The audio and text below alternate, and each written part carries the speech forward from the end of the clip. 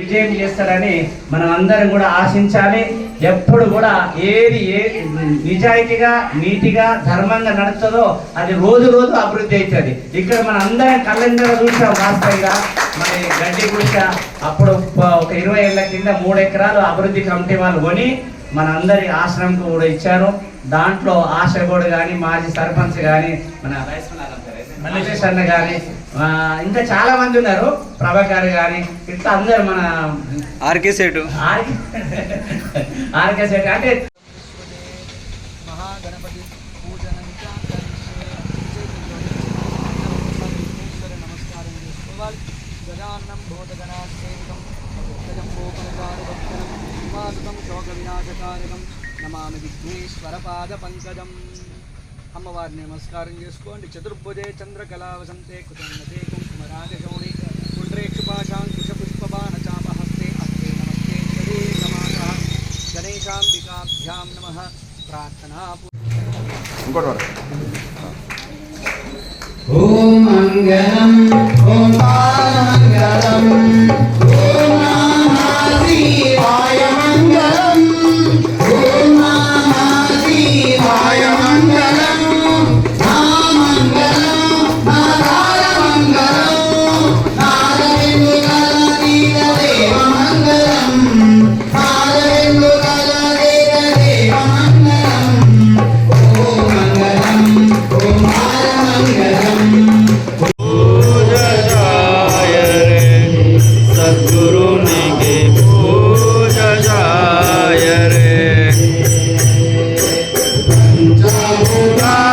प्रपंच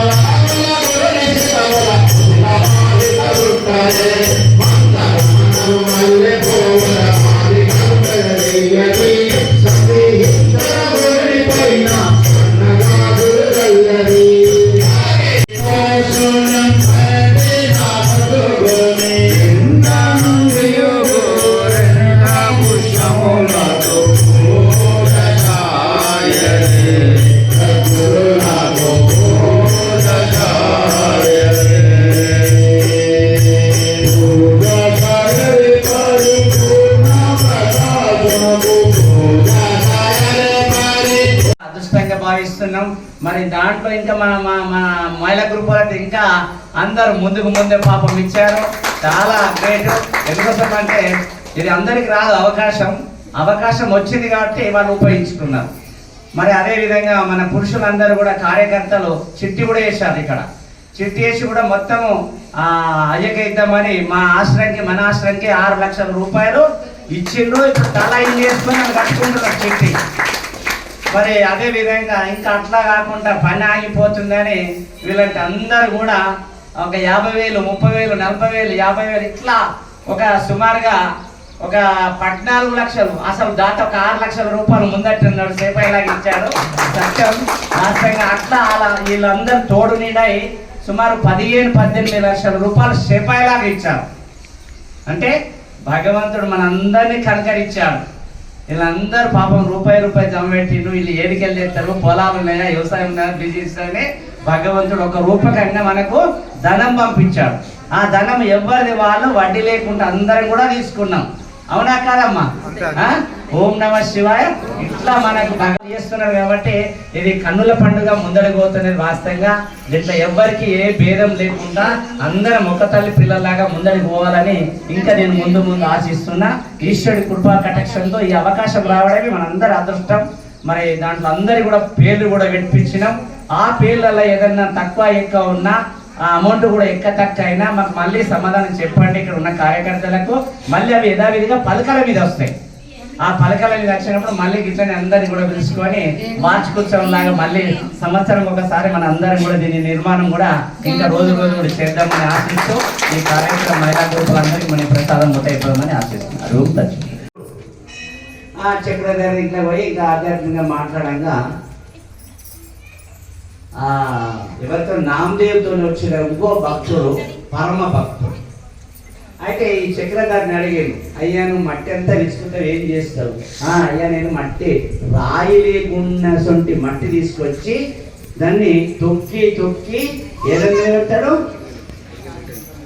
చెక్క మీద పెట్టి తింపుతా ఉంటాడు. తింపితే ఎసొంటి కడవ కావనో ఎసొంటి పాత్ర కావనో అది తయారు చేస్తాం.